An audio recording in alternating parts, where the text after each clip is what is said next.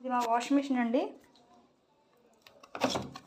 ఒక cup powder వేసుకోవాలి, Surf లేదా లిక్విడ్ కానీ.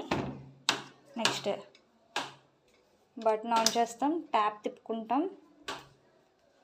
నెక్స్ట్ నేను డైలీ వేర్ కానీ హెవీ కానీ అంటే మనం బట్టలు వేసే బట్టి దాన్ని బట్టి యూజ్ చేసుకోవాలి.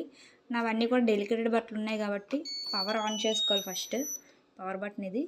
నెక్స్ట్ నాది డెలికేటెడ్ కాబట్టి 3 ఆన్ చేసుకుంటున్నాను. ఓకే, స్టార్ట్ బటన్ క్లిక్ చేస్తున్నాను. తర్వాత ఎక్స్ప్రెస్, తర్వాత డ్రై. Okay, start.